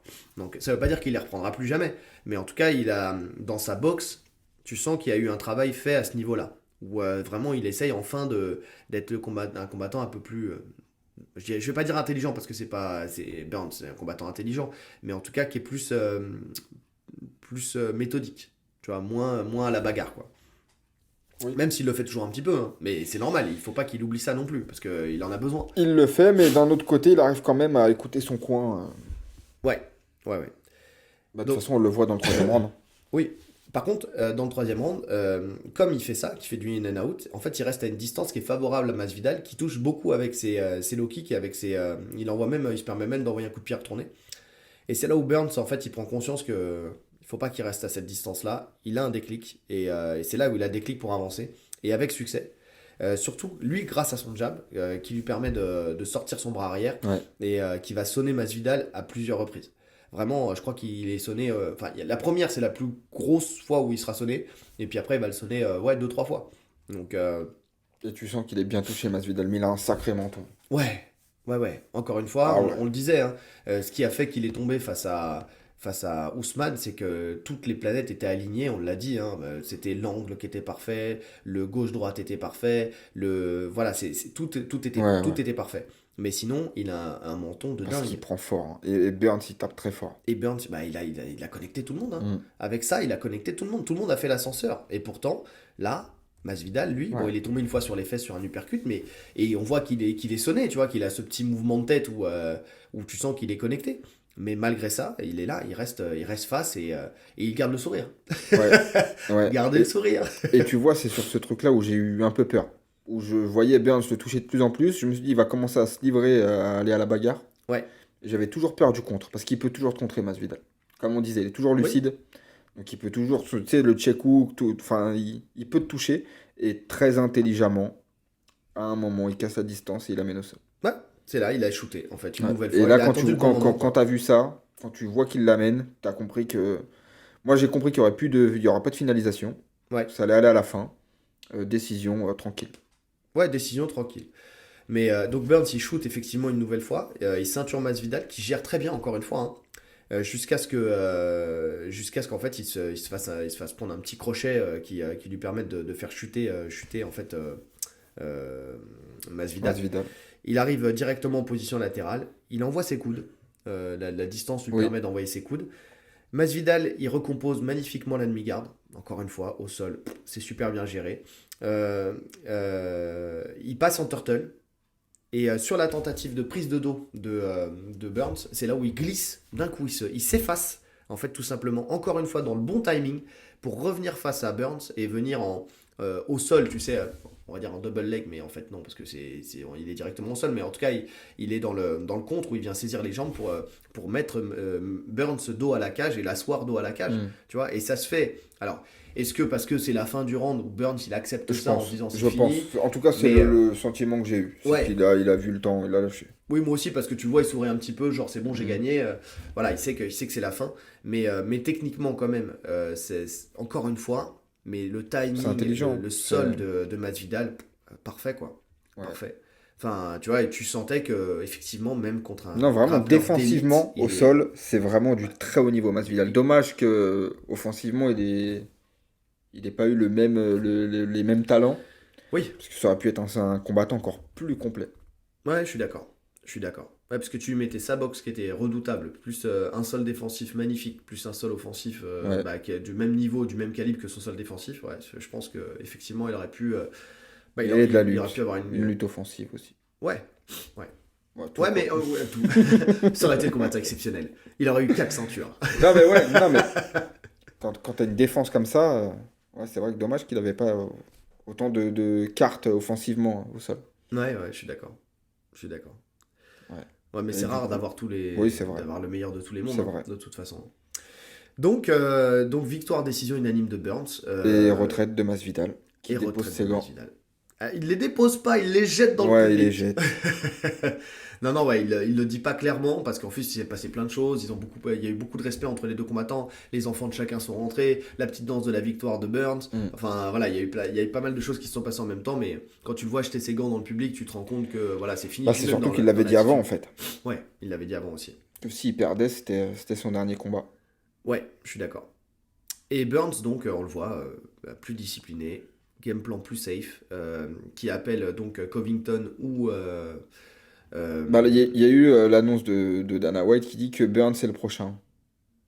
Ah, ça a été dit après ? Alors il y a Leon Edwards Covington d'abord. Ah oui, donc, et Burns prend le vainqueur. Donc il n'a pas d'autres combats à refaire pour être champion, pour aller au titre. Ouais. De toute façon, il a dit que ça soit Edwards ou que ça soit Covington. Voilà, il est prêt pour les deux. Donc il va patienter jusqu'au titre. Et j'ai hâte de voir ça. Parce que les deux combats me hype beaucoup, que ce soit que contre Covington ou contre Edwards. Ouais. Ça va être super intéressant. Mais donc ça veut dire aussi que l'UFC, dans le bras de fer entre Leon Edwards et l'UFC, pour que Covington n'ait pas cette chance au titre, et ben c'est... Ah non, oui. Non mais c'était sûr. C'était sûr, mais bon, ça confirme encore et encore. Leon Edwards n'a pas assez de poids pour négocier quoi que ce soit à l'UFC. Ouais. Ok, il est champion, mais il y a champion et il y a champion, tu vois. C'est pas John Jones, c'est pas... C'est pas un champion médiatique, c'est un champion sur le papier, il a la ceinture, mais c'est pas un champion médiatique, quoi. C'est ça le problème, c'est qu'il a pas le poids du public derrière lui, parce que le public, même en étant champion, il a pas le public forcément derrière lui, donc alors que nous on le kiffe. Oui. Nous, tu nous as derrière toi, Léon. Tu nous écoutes, je le sais. We are behind you, Léon. À l'anglais, c'est pas trop ça. Ah, suffisamment pour comprendre ce qui se dit quand même. Bref, passons au combat qu'on attendait vraiment. Vraiment, parce que voilà, c'est leur deuxième combat dans la cage, c'est leur quatrième combat ensemble, parce qu'on avait, en analysant ce premier combat en MMA, il y avait beaucoup de choses à dire quand on a fait l'analyse pronostique. Et puis finalement, on se rend compte que de ce qu'on a dit, il y avait pas mal de choses qui se sont passées. Ouais. Donc c'est pas mal. Déjà, commençons par l'entrée, l'entrée des deux. Enfin, déjà, le côté Adesanya avec le collier de Danny the Dog, que ça soit, enfin, qu'il n'a pas lâché en fait de la conférence de presse jusqu'à son entrée. Là, il attendait d'être libéré. C'est ça, de libérer la bête qui était en lui. Donc l'image, elle était là. Vraiment, ça veut dire que dans l'idée déjà, il allait pas faire un combat à l'économie. Il a quand même un style. C'est vraiment ça. Il a quand même un sacré style, cet enfoiré. Ouais. Il a un vrai flow. Mais dans le storytelling, il est très fort. Ouais. Pour créer une histoire, il est très très fort. Vraiment, pour le coup, c'est sa grosse force à lui. C'est qu'il aurait pu faire du catch. Enfin, tu vois ce que je veux dire? Ouais. Tu sens que de toute façon, c'est un mec du spectacle. Il dit, si j'avais pas été combattant, j'aurais été danseur hip-hop pro. Tu vois, il aime ça. Il aime le show. Il aime ça. Donc il le montre encore avec ce collier. Et encore, je pense qu'il aurait pu. Bon, après, t'as le stress de ce combat, mais il aurait pu encore plus jouer la carte. Tu vois, je m'attendais vraiment à ce qu'il joue la carte, tu sais, dans son entrée du mec, justement, tu sais, apeuré, qui dès qu'on retire le collier, genre, tu vois, se met en mode vénère. Parce que c'est ça dans Danny the Dog. C'est vraiment dès qu'il a le collier, il est là, c'est la gentillesse incarnée. Enfin, je sais pas si vous avez tous la référence du film, mais c'est un film avec Jet Li où le mec a été enlevé dès son plus jeune âge et a été élevé comme un chien. En fait, et il fait des combats clandestins. Donc, c'est-à-dire que tant qu'il a le collier, il est apeuré, c'est l'animal craintif. Et dès qu'on lui retire le collier, ça y est, ça devient un tueur acharné, quoi, qui va mordre ses adversaires, enfin, qui a pas de retenue, quoi. Donc, il aurait pu en jouer un peu plus. Mais bon, il y a le stress du combat. Il jouait gros sur ce combat. Mais il jouait sa carrière. C'est ça. Et l'entrée du Powhatan d'Alex Pereira, pour le coup, le chant indien, tu sais, le rituel, il débarque, il fait sa petite danse, il sort son arc et sa flèche, et à distance, il vient, il shoot. Mais les deux ont fait une entrée, tu sentais que les deux étaient en mission. Ouais. Un pour confirmer et un pour... mais autant des fois dans les entrées, tu sens, on en parle souvent, des fois dès les entrées, on sent tout de suite qui prend l'ascendant, tu vois. Ouais. Là, les deux, il n'y avait pas de... Il n'y avait pas d'ascendant psychologique. Non. Ouais. C'est intéressant à voir, parce que tu peux te dire qu'à Adesanya, c'est compliqué de revenir après le KO qu'il prend. Oui. Après ces 3 défaites contre Pereira, et tu sens pas qu'il n'y a pas d'impact, en fait. Non. En tout cas, c'est au ressenti. Hein. Et ça se confirme dans la cage, en plus. Ouais, non, je suis d'accord. Il n'a pas du tout été impacté. Il n'a pas du tout été impacté. De toute façon, je pense qu'il est trop fort mentalement pour être brisé. Moi, je pense que la force qu'il a eue, c'est que sur les 3 combats, il les domine jusqu'à perdre. Enfin, en tout cas, il est équivalent. Tu vois, il se fait pas rouler dessus. Ouais. Il sait qu'il est au niveau. À chaque fois, il aurait pu finir. Bah voilà, moi je pense que c'est plus ça. Parce il y a ça aussi. C'est surtout que surtout en premier, avant, c'est lui qui connecte, le premier. Il connecte et et Pereira est sauvé par le gong. Ouais. Donc il sait qu'il est capable de l'éteindre. En fait, c'est ça la différence. C'est que si tu fais les mêmes combats, mais il n'y a pas ce petit moment, ce petit fait de match à chaque fois, peut-être qu'il ne rentre pas avec le même état d'esprit. Tu vois. Ouais, mais le fait qu'il ait conscience que sa droite peut éteindre Pereira, je pense que ça l'aide et qu'il se dit juste, il faut que je fasse ça, mais plutôt dans l'ordre. Tu vois. Et d'ailleurs, hein, ça se voit dans ce qu'il va mettre en place dès le début, hein, enfin dans le fait qu'il va mettre beaucoup plus de pression, c'est que tu vois qu'il cherche à faire ça, à reproduire ça plutôt dans l'ordre. Ouais. Il avait qu'un seul objectif, de toute façon, c'est ça. Moi, c'est ce que j'ai noté. Hein. Il a fait quelques ajustements, mais son principal objectif, c'était cette droite à l'arrière de la tête enfin derrière l'oreille de Pereira, quoi. Donc c'est vraiment ça. Donc round 1, déjà. Adesanya, il choisit de s'installer en garde droitier, en majorité. Il switch de garde, hein, comme d'habitude. On sait très bien, c'est quelqu'un qui change beaucoup de garde. Mais on l'avait dit, en garde de droitier, c'est là où il échange plus en anglaise. C'est là où il échange plus en anglaise, et c'est là où il envoie aussi des gros low kicks, on avait dit. Donc voilà. Et d'ailleurs, il y a un échange de low kicks qui commence à se mettre en place des deux côtés. Ouais. Voilà. Pereira, de toute façon, lui, on a vu, il n'y a pas d'ajustement. Même s'il essaie de finir plus vite. Si, j'ai trouvé qu'il y avait des ajustements, moi. J'ai trouvé qu'il désengageait, il défendait mieux. Au niveau des échanges, tu vois, il mettait moins. Alors, il mettait toujours de la pression, ça, il le fait toujours. Mais quand Adesanya attaquait, lui, il désengageait. Il avait pas besoin de désengager. Moi, ce que j'ai noté, c'est pas que c'est lui qui désengageait, c'est qu'il avait pas le choix, entre guillemets. C'est que Pereira mettait beaucoup plus de pression. Adesanya mettait beaucoup plus de pression. Ouais, mais il aurait pu rester plus ou moins sur place et décider d'échanger, tu vois. Ouais. Ouais, mais là, je pense qu'il avait conscience aussi de cette droite c'est vrai. Tu vois, vrai. Qui fait mal, tu vois. Et puis surtout... Ça, c'était une bonne chose. C'était une bonne gestion des deux. Il y avait une bonne gestion de la distance de Pereira, je trouve. Ouais, même au niveau des low kicks, hein. Il touche dur et il ressort. Il en prend pas tant que ça. Pereira Ouais. Ouais. Alors qu'à des années, il les prend tous. Ouais, il les prend tous. Il en prend beaucoup. Il en prend énormément, quoi. Donc ouais. Donc la différence avec le premier combat, comme je l'ai noté juste après, quoi, c'est qu'il cherche, à avancer et à refuser la pression de Pereira. Il refuse d'être dos à la cage. Oui, déjà. Et ça c'était super important, on l'avait dit. On en avait parlé, ouais, qu'il fallait qu'il désengage beaucoup plus rapidement parce que dos à la cage c'était beaucoup trop dangereux. Et c'est ce qu'il fait. Et parce qu'en fait, c'est un risque qu'il prend d'habitude parce qu'il combat contre des mecs qui n'ont pas le talent de Pereira en boxe, quoi. Donc il peut se permettre de le faire. Oui, et puis là, surtout que c'est un contreur, Adesanya, donc il s'en fout quand on soit que vous lui mettez la pression. Oui, parce que justement, il cherche à ce que vous ayez l'envie de le finir pour justement contrer. C'est ça. Et c'est aussi pour ça que ces derniers combats étaient chiants. Oui. C'est quand les mecs ont peur de rentrer sur vous et que vous êtes un contreur, il se passe rien en fait. Oui, alors qu'il a la possibilité, lui, d'aller chercher le KO en attaquant, tu vois. Et c'est une chose qu'il faisait moins. En fait, il était dans la gestion. Mais comme tous les champions, des champions qui défendent leur ceinture relativement souvent. C'est vrai. Enfin, sur un grand nombre de fois, ils sont tous dans la gestion au bout d'un moment parce que t'as plus d'enjeux, quoi. T'as plus à perdre. Donc voilà. Il envoie son gauche-droite qui lui a réussi beaucoup plus d'ailleurs dans le premier il touche, ça lui a réussi dans le premier combat. Il touche, mais il touche en bout de course.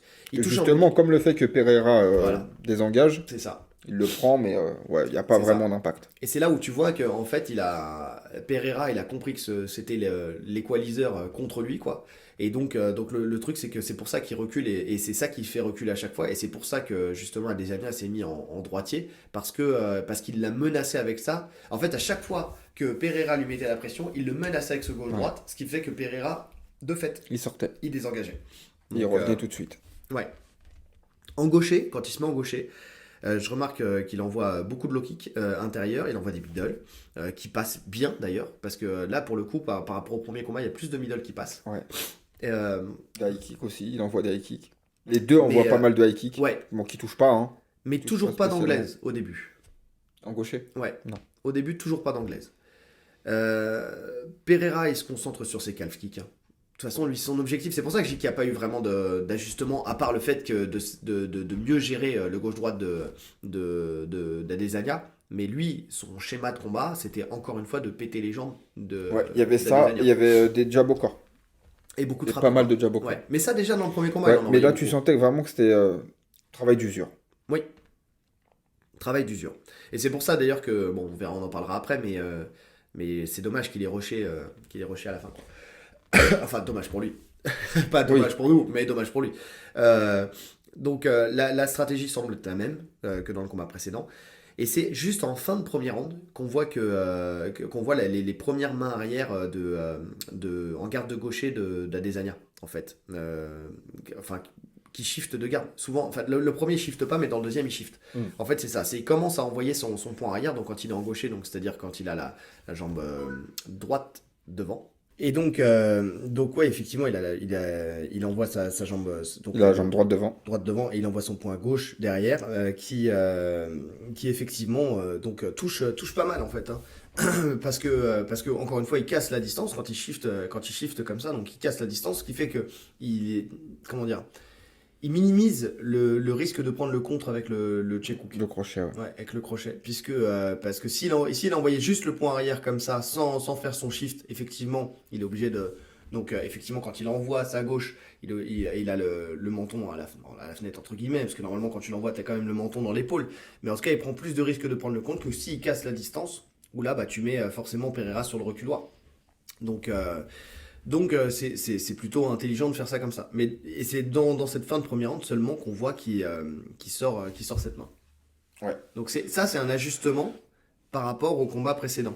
C'est-à-dire que pour le coup, on avait vu zéro anglaise en gaucher de la part d'Adesanya lors du premier combat.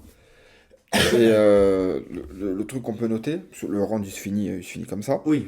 Le truc qu'on peut noter, c'est que, bon, déjà sa jambe ça va. On avait une inconnue sur ça.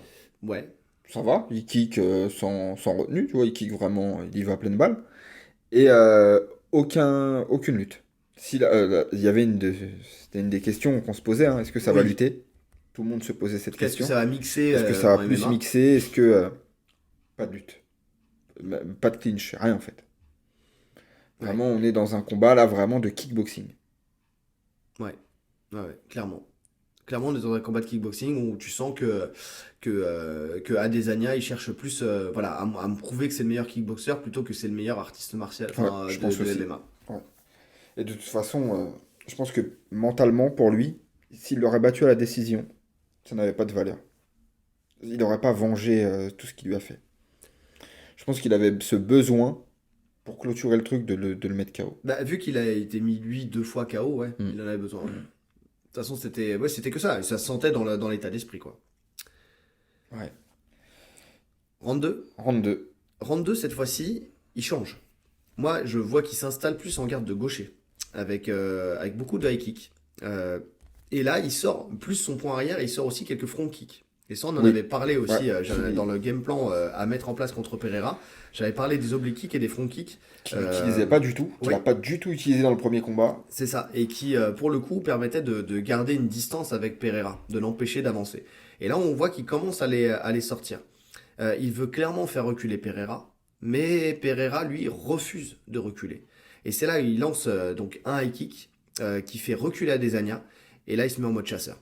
Donc il le chasse avec son jab, suivi d'un middle qui passe très très bien, parce qu'en fait, Adesanya, il essaye de sortir à droite, à gauche. Il le prend en pleine côte. Et il le prend en pleine côte, effectivement. Derrière, jab au corps, t'en parlais tout à l'heure, donc c'est cette notion de venir et de frapper au corps plus fortement. Par contre, tu sens vraiment la différence d'impact entre les deux. Ouais. C'est énorme. Oui. Sur chaque coup de Pereira, tu sens qu'Adesanya, vraiment, il prend la fuite, il recule. Oui, je suis d'accord. Alors que Pereira, il désengage, certes, mais bon, il n'hésite pas à revenir tout de suite après, tu vois, il n'a pas de... Oui, parce que là, clairement, c'est ce qu'il a fait, Ouais. c'est ce qu'il a fait directement. Ouais. Mais vraiment, Adesanya, tu sens ce sentiment d'urgence de vraiment reculer sur chaque coup qu'il prend parce que c'est chaud. Ouais. Et derrière, il envoie sa droite. Adesanya, il rentre dans l'échange, mais sans succès. Il essaye d'envoyer aussi un contre pendant l'échange. Et là, pour le coup, il n'arrive pas vraiment à connecter Pereira. Et c'est plutôt Pereira qui le retouche, notamment avec son crochet du gauche. Donc là, c'est la première fois qu'il place le crochet du gauche dans le combat. Adesanya, il est dos à la cage pour la première fois. Voilà. Ouais. C'est vraiment pour le coup la première grosse pression de Pereira qui se passe à ce niveau-là. Et tu sens qu'il est plus... Encore une fois, on en parlait dans l'analyse. Sur le premier combat, il met une grosse pression, mais plus par sa présence. Oui. Où il frappe très très peu. Là, tu sens qu'il est plus agressif, Pereira, dès le début. Oui. Très tôt dans le combat.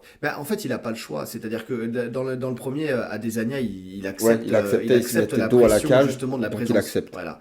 Alors que là, il est obligé de le faire reculer physiquement. Donc, il est obligé de rentrer dans l'échange. Par contre, là, Adesanya, c'est là que tu vois qu'il se remet en droitier, à ce moment-là, pour justement réavancer. En fait, il se rend compte que la pression, il la met beaucoup mieux quand il est quand même, par contre, en droitier, où c'est là où il est le plus dangereux, puisque il envoie son gauche-droite, effectivement, et c'est très efficace pour faire reculer Pereira. On sent vraiment qu'il y a une crainte de Pereira sur ce gauche-droite. Ouais. C'est flagrant, c'est très flagrant. Et parce qu'on voit aussi l'intention en fait d'Adesanya à chaque fois qu'il envoie sa droite, il cherche vraiment il cherche vraiment en fait je l'ai mis en majuscule, le point faible de Pereira qui est l'arrière de l'oreille en fait, tout simplement. Et Pereira, tu vois, même d'ailleurs, quand il y a un moment, il envoie le gauche-droite à ce moment-là, où Pereira, il descend très très bas. Il se penche énormément parce qu'il veut pas se faire connecter avec ce point, quoi. Donc voilà. Et toujours ce travail de low kick de Pereira. Oui. Et tu sens que ça fait de plus en plus mal. Adesanya, il s'impose au centre de la cage. Le bras arrière en gaucher, il fait vraiment la différence avec le premier combat. Pereira continue les calf kicks, donc c'est ce que tu disais. Ils sont peu bloqués par Adesanya d'ailleurs, qui commence en fait à les sentir. Et ça se voit dans le langage corporel. Il aimait, même quand Adesanya rentre en anglaise, il y a toujours ce petit calf kick de Pereira. C'est ça. En fin d'enchaînement. Pour même si lui, visuellement, on a l'impression qu'il fuit parce qu'il se fait toucher, tu vois. Mais même en reculant, il y a toujours le petit calf kick. Des fois même du bout du pied. Ouais. Il le met du bout du pied, mais bon, tu sens que ça fait mal quand même. C'est ça. Et tu vois la jambe d'Adesanya qui commence à fléchir sur les frappes, quoi. Ce qui l'oblige en fait à se mettre dos à la cage. En fait, c'est à ce moment-là, il commence à fléchir et il se met dos à la cage. Là, Pereira, il voit l'opportunité de finir. Il se lance sur Adesanya avec un crochet au corps, suivi d'un genou à la tête. Le genou, il passe bien à la tempe. Il se met bien. Alors, attention, Adesanya se met dans une coquille. Sa garde est une coquille quand même très, très hermétique. Et donc, il envoie ce genou à la tête pour finir avec son lourd crochet du gauche. Mais Adesanya, il va lancer son crochet du droit à Pereira, qui commence, comme à son habitude, accompagne la frappe. En fait, il le prend, mais il l'accompagne aussi. Et dans le retour, Adesanya, il prend appui sur la cage. Et vraiment, il profite du rebond sur la cage, comme s'il les cordes en fait, dans un ring, tout simplement. Et il renvoie derrière le même crochet, qui cette fois-ci, comme il le prend en fait sur le retour de Pereira, vient connecter beaucoup plus fortement et beaucoup plus précisément. Pereira s'écroule. Il prend un petit marteau au passage, mais bon, rien de spécial, parce qu'en fait, même lui, il le met, mais sans conviction, il s'arrête là. Il sait qu'il a gagné, qu'il a couché Pereira. Et voilà, grosse célébration, il décoche les 3 flèches, sur et il casse l'arc. Sur Pereira, et il casse l'arc. Il casse l'arc. Il casse l'arc avec son genou. Ah putain, j'avais même pas fait. Ouais, tu sais quoi, j'avais pas vu. J'ai vu les 3 flèches, mais effectivement, j'avais pas vu ça. Et derrière, il se remet en mode chasseur, mais pour trouver cette fois-ci le fils de Pereira, où il fait la même célébration qu'il avait fait il y a des années, où il s'écroule devant lui en mode KO. Voilà. Est-ce qu'il a bien fait de le faire ou pas? Je ne sais pas. Mais en tout cas, je pense que le but a atteint sa cible, parce que tout le monde en parle. Finalement, Adesanya, c'est ça. Ouais. Tout le monde en parle. Oui. Oui, il cherche encore le. Il y a le buzz dessus. Ouais, il y a le buzz dessus. Ouais, il y a les pour, il y a les contre, mais tout le monde en parle. Ouais, mais en fait, le contre, c'est pas que le fait qu'il fasse cette célébration-là, ça aurait été un adulte qui l'avait fait et qu'il le refasse devant l'adulte, c'est pas le problème. C'est qu'il le fasse devant les enfants. Tu vois, t'as ton père, il est KO dans l'octogone. Et lui, c'est justifié en disant que il n'avait pas été très bien éduqué de faire ça, justement, son fils, et que ça lui apprenait un peu le respect. Voilà. Il a dit, si son père s'occupe pas de lui, je vais m'en occuper. Il a dit ça. Daddy. Mais le truc, c'est que ouais, mais ça reste un gosse. Enfin, ça reste un gosse. Je veux dire, je suis d'accord. Moi, je suis pas pour du tout. Tu vois, c'est pas classe. Qui est le plus gros gamin des deux, si c'est Adesanya ou si c'est le gamin. En plus, c'était il y a quelques années, donc il était encore plus jeune, son gosse. Donc voilà, ouais, effectivement, il fait ça. C'est chambreur. Alors je comprends. Ça fout la haine, même quand c'est un gosse. Donc voilà. Bon, maintenant, ça aurait été plus classe de pas le faire. Ouais. Je pense aussi que ça aurait été plus classe de pas le faire. Surtout que sa célébration des 3 flèches, elle est stylée. Tu vois, tu t'arrêtes là, c'est je me demande s'il l'a prévu à l'avance. Mais je pense qu'il prévoit à l'avance. Tu penses? Je pense que c'est Je me suis demandé ça en fait. Est-ce qu'il l'a prévu à l'avance? C'est possible, parce qu'on sait qu'il doit forcément visualiser sa victoire. Ouais. S'il fait un travail mental. Et franchement, c'était stylé. Mais tu peux pas improviser ça. Ou alors vraiment, le mec est un génie. 3 flèches pour les 3 victoires de Pereira. Le fait de casser l'arc, de le jeter, tout y est. Ouais. Je casse le mauvais sort en fait. Ah ouais, c'est ça, ouais. Mais ouais, pour le coup, il est fort. Là-dessus, il est très très fort. En fait, c'est là où tu sens, on parle de storytelling, mais tout le monde ne peut pas faire ça. Non. Déjà, le fait de penser ça. Le mec vit dans un film. Ou dans un manga, parce que c'est vraiment ça, parce que même tu le vois dans ses mimiques et tout ça, tu sens que le mec se bute à Naruto et à tous ces mangas là pour derrière ensuite arriver à faire ces trucs là, quoi. Tu sais, c'est réfléchi comme si c'était un mangaka qui écrivait son bouquin, quoi. Limite il pourrait faire lui un manga sur sa vie plus tard, quoi. En tout cas sur son personnage. Donc c'est un personnage, c'est ça. Ouais. Non, mais en tout cas, grosse victoire. Alors, grosse victoire qu'on va quand même nuancer. Relativiser. Ouais, enfin voilà. Relativiser, parce que c'est pas forcément nuancé.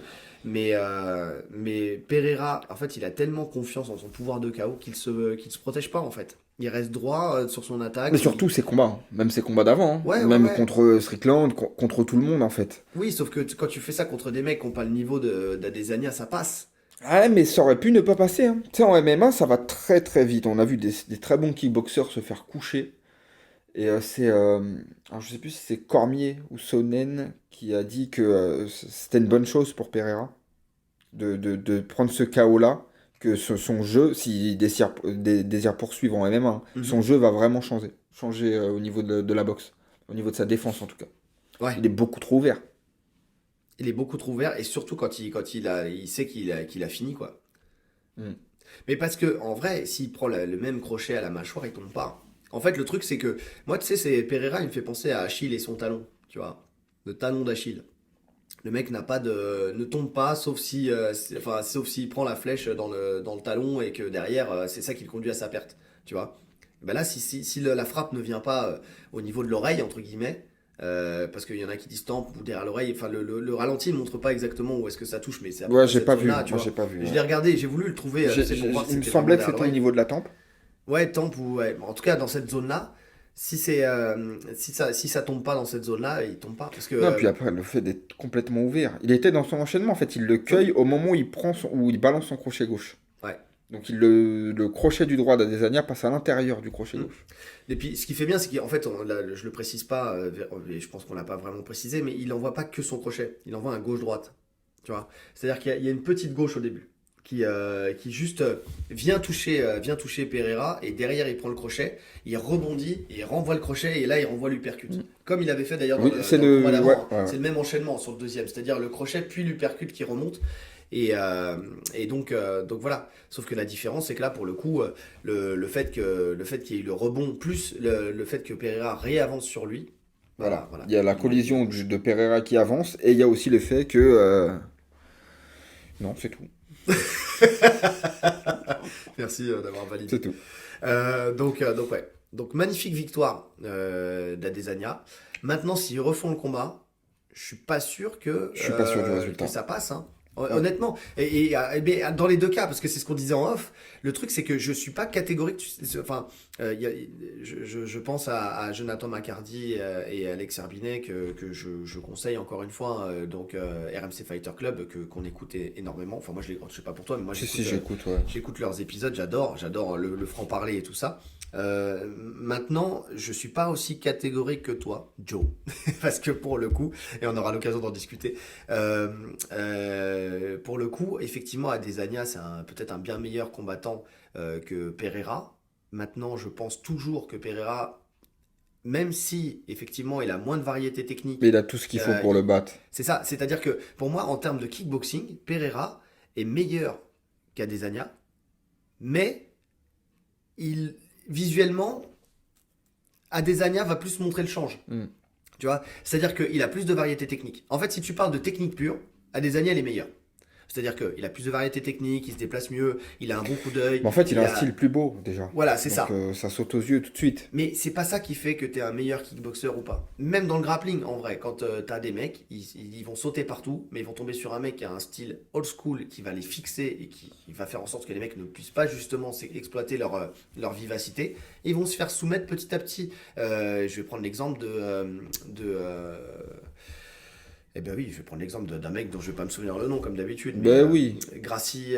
Roger Gracie. Roger Gracie, merci. Roger Gracie qui lui, il vient et méthodiquement, il grimpe, il prend la monte et il étrangle, tout simplement. Et t'as des mecs comme ça, tu vas les voir tourner partout, tu vas dire mais attends, il est meilleur que lui. Sauf qu'au final, celui qui va remporter le combat, c'est Roger Gracie. Et là, Pereira, moi je pense que sur 10 combats, il en remporterait 7. Ouais, je pense aussi, je suis d'accord. Je pense que là, il a fait l'erreur d'y aller trop tôt. Parce que, honnêtement, la jambe, elle commence à lâcher. Je pense que s'il attend un round ou 2 rounds de plus... C'est fini. Vraiment, il y va progressif. Ouais, 3e ou 4e round, c'est fini. C'est terminé. Ouais, je suis d'accord. Je pense que Pereira, il aurait dû attendre, comme dans le premier combat, et vraiment ne pas rusher, quoi. C'est-à-dire que là, il aurait dû désengager, le laisser revenir à lui. Après, là, c'est ce qu'on dit là, suite au combat. Mais je pense que si jamais il y avait un troisième, et je ne pense pas qu'il y aura un troisième parce que c'est pas intéressant pour la KT. Non, il n'y aura pas de troisième. Et puis en plus, je suis pas sûr qu'Adesanya il accepte ce combat pour le coup, parce que ça y est, maintenant, il veut pas reprendre le risque de tomber. Je pense que lui-même sait que c'est vraiment. Ça se joue à rien. Ouais. Donc, parce que là, l'erreur, elle serait pas refaite. Et encore une fois, alors oui, je pense qu'il a voulu montrer qu'il était meilleur kickboxer que lui. Mais, enfin en tout cas, gagner dans le rayon du kickboxing. Mais je pense que s'il n'a pas du tout utilisé la lutte, c'est parce qu'il a compris aussi qu'il ne l'amènerait pas au sol. Oui. Pour le coup, il ne l'amènera pas au sol. Moi, je pensais qu'il allait mixer avec des phases de clinch. Mais franchement, de ce qu'il nous a montré en lutte offensive, parce que ça parle aussi dans les différents podcasts que j'ai écoutés, du fait qu'il a réussi à l'amener. Non, les gars, il ne l'a pas amené. C'est Poatan qui a fait une erreur de fou et qui se fait amener. Mais lui, en attaquant, en tentant une amenée, il n'a pas amené Adesanya. À aucun moment, il l'amène. Non. Et à aucun moment, il est proche de l'amener en plus. Non, pas du tout, ouais. C'est un bon lutteur défensif. Il a un bon sol. Ça, là-dessus, on remet pas en question, même si c'est vrai qu'offensivement parlant, il n'a pas prouvé grand-chose là, encore une fois. Et finalement, regarde, on parlait tout à l'heure de Masvidal, tu vois. C'est le même profil. C'est le même profil en vrai. C'est-à-dire défensivement, défensivement, il est très chaud, mais offensivement, il propose pas grand-chose, quoi. Et pourtant, tu vois, on va dire d'un Masvidal qu'il a un très bon sol aussi, tu vois. Mais offensivement, il est pas là. Et Adesanya, offensivement au sol, ou en lutte, c'est pas son rayon. De toute façon, on sent que le mec, de toute façon, il a tout son début de carrière, c'était je suis le meilleur boxeur, je veux rester debout, donc je travaille ma défense. Enfin, en tout cas, je mets plus l'accent sur ma défense. Et là-dessus, il n'y a pas de problème. Mais il a raison en plus. Et il a raison, et c'est là qu'on voit qu'il est très bon dans le domaine. Là-dessus, il est très bon. Le seul pépin, c'est Pereira finalement. C'est quand tu tombes sur un mec qui est aussi bon que ton striking. Voilà. C'est le seul problème. Mais mis à part ça, de toute façon, on le voit, il a nettoyé toute la KT. D'ailleurs, l'avenir, c'est quoi? L'avenir, il n'y a pas grand-chose dans la KT, c'est compliqué. À part Shimaev, on en revient à ça, on en parlait pour l'analyse du pronostic, mais c'est le seul, parce que sinon le reste... Mais t'en fais quoi de Whittaker? Whittaker, il est ultra légitime pour... Whittaker, il a refait un run où il a fumé tout le monde, on l'a vu, son dernier combat contre Vettori, c'était magnifique. Une masterclass. T'en fais quoi de Whittaker? Moi, là, de ce que je vois, je mets... après, ça le fait... C'est vrai que ça fait traîner Whittaker. D'ailleurs, Whittaker, il avait pas l'air très content en voyant le combat. Je sais pas si t'as vu sa réaction. Parce que c'est très bien que son title shot, il est mort. Putain. Non, mais même si je le reprends, déjà, c'est relou, parce que le mec m'a battu 2 fois. Ouais, mais même si la deuxième fois, c'était plus chaud. Voilà, je suis même pas sûr que ce soit le fait qu'il gagne ou qu'il perde. Enfin, tu sais, l'idée de je vais encore perdre contre lui. Mais c'est surtout que je pense que c'était un combat facile dans sa tête, Pereira. Et c'était un combat facile. C'était un combat facile. Mais c'est surtout qu'il sait très bien que derrière, il y a Shimaev qui pousse à la porte et que ça va le décaler dans son title shot. Ouais. Je pense qu'il après, Shimaev, il pousse beaucoup de portes, mais elles s'ouvrent pas beaucoup, les portes. C'est pas faux. Ouais, mais là, je serais pas surpris quand même. Non, je pense que là, il y a plus Parce le choix. que les deux s'appellent. Non, mais il y a plus le choix, de toute façon. Ouais. Attends, Vettori, j'ai regardé le top 5, t'as quoi? T'as Cannonier. Non, il a battu tout le monde. Ouais. Et les mecs les plus chauds, il les a battus plusieurs fois. Ouais. Non, moi j'aurais voulu un combat de Shimaev avant, en 84. Moi je voulais absolument le combat contre Paulo Costa. Je voulais vraiment le voir. Ouais, alors après peut-être qu'ils vont faire un Whittaker 3 et qu'ils vont faire Costa Shimaev, tu vois. Mais j'y crois pas. Je pense que l'UFC ils vont sauter sur l'occasion. Moi je ferais Costa Shimaev et je laisse Adesanya au repos. En soi, c'est pas déconnant, il vient de prendre sa ceinture. Un champion, ça combat une fois par an. Ouais. Ça peut combattre une fois par an. Oui, parce qu'Adesanya combat beaucoup. Il combat assez souvent, là. Ouais. Mais justement, il pourrait faire une pause de quelques mois. Recombattre peut-être en fin d'année. Là, s'il book Shimaev Costa pour cet été. Et le retour d'Adesanya en fin d'année. Ouais. Après, tout dépend de ce qu'il veut faire. De ce que veut faire Adesanya, en fait. Si lui demande Shimaev, il aura Shimaev. Si lui demande Shimaev, il aura Shimaev. Après, j'ai l'impression qu'il l'a demandé. Donc, parce que... Mais même pour lui, en fait, je pense que c'est le seul défi intéressant. Ouais. Même pour lui. Oui, parce qu'il voudra pas monter, là. Je ne remontera pas. Pereira va monter. Il y a de fortes chances, même Dana White, il a dit, c'est trop compliqué le cutting, il faut qu'il monte. Et en plus, dans le storytelling, puisqu'on parle de storytelling, vu que c'est Jamal Hill qui a pris la ceinture à Teixeira et qu'il avait dit qu'il voulait aller venger son maître, tu vois. J'ai lu un truc intéressant qui pourrait se faire, c'est que si Pereira monte, qui gagne, qui prend la ceinture, Adesanya monterait en light heavyweight, du coup ça serait lui le chasseur. Parce qu'il peut monter en light heavyweight, on l'a vu contre Blachowicz, il monte en light heavyweight pour essayer de lui prendre de la ceinture à Pereira. Ah ouais. Ça peut être intéressant. Ouais, alors, techniquement, ça changerait rien. Rien du tout. Ça changerait absolument rien. Mais dans le retournement psychologique, tu vois, tu m'as chassé sur mon terrain, bah je viens de chasser sur ton terrain. Ouais. Ah, pourquoi pas, hein. Et ça serait vendeur, je pense. Et Jamal Pereira, il a toutes les chances de battre Jamal Hill. En fait, tout serait vendeur. C'est-à-dire que tu fais Chimaev contre Adesanya, c'est vendeur. Ouais.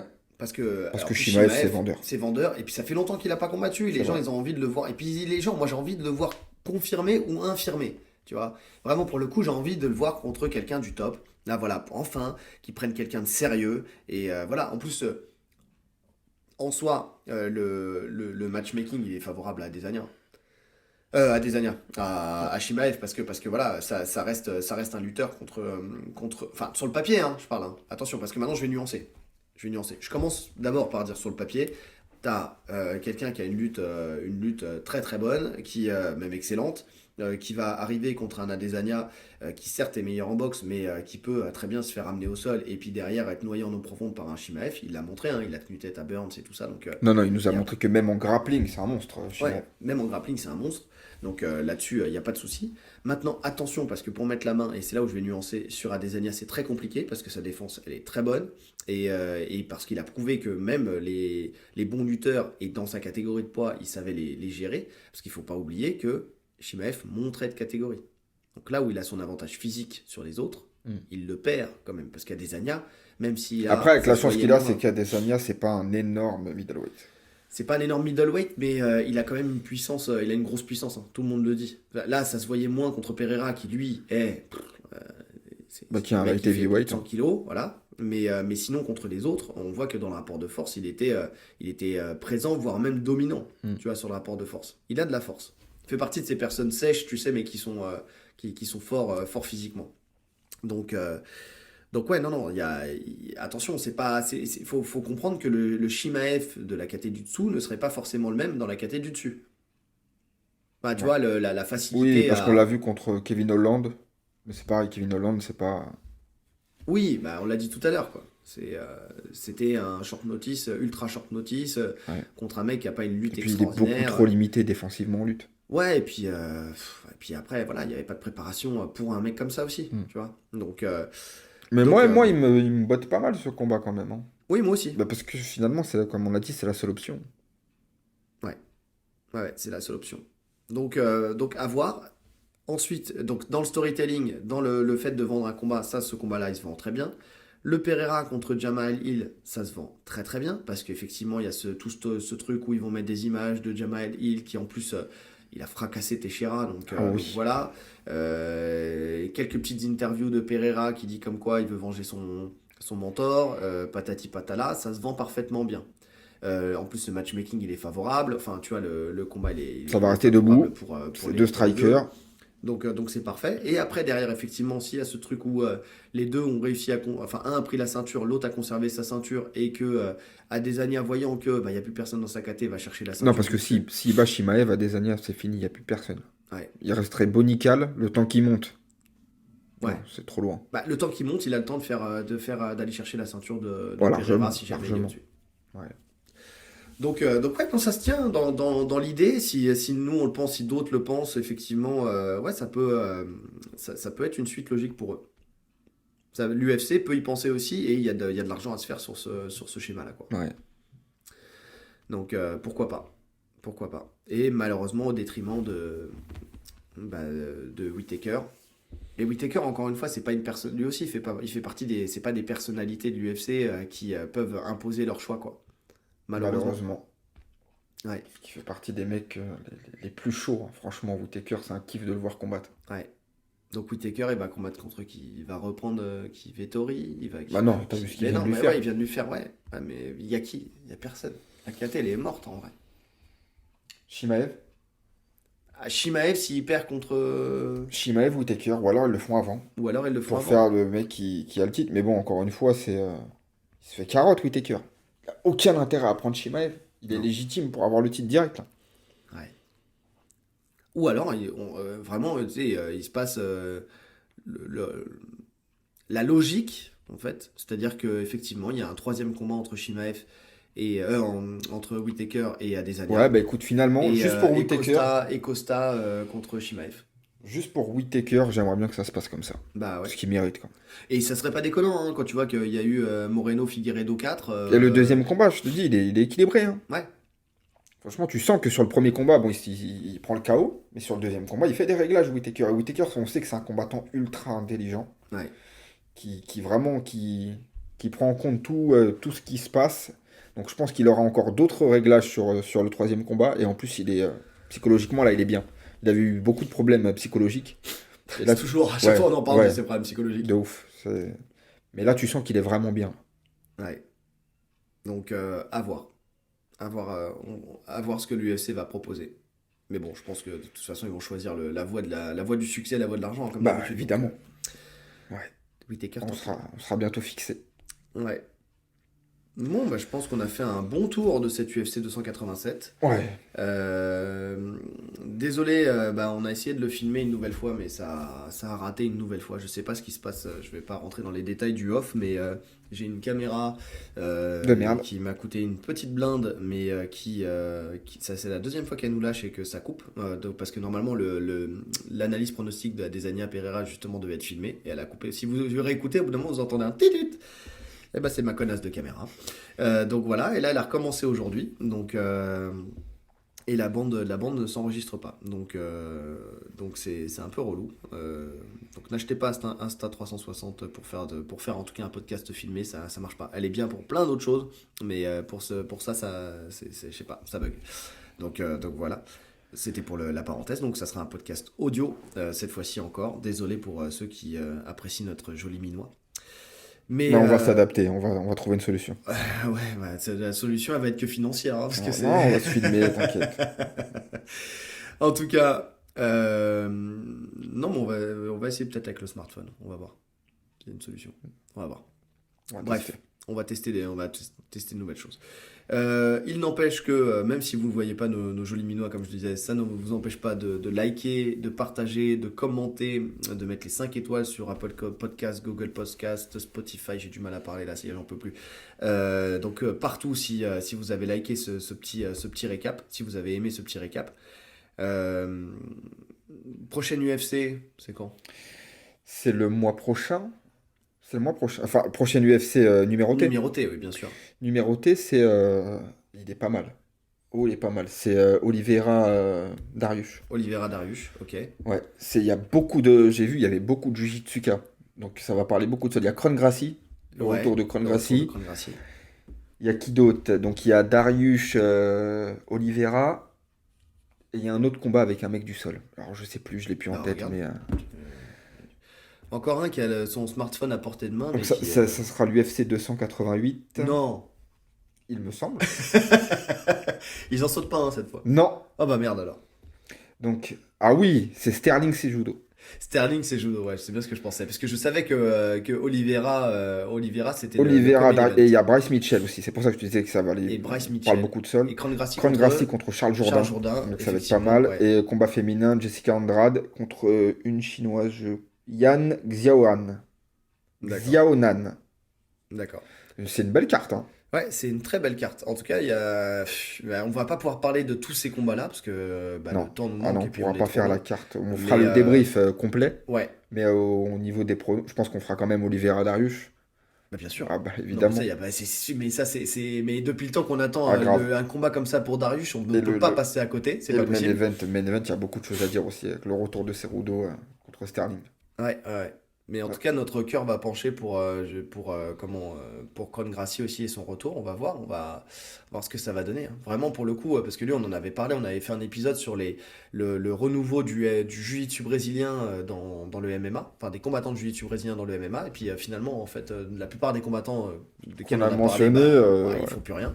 Ouais. À part Mackenzie Dern qui continue. Mais sinon, les autres, c'est vrai que. Ouais. Que ça soit il y a Rodolfo qui combat là. Rodolfo, il est vers au prochain UFC, je crois, le week-end prochain. Ah bah c'est bien. Sur un Fight Night.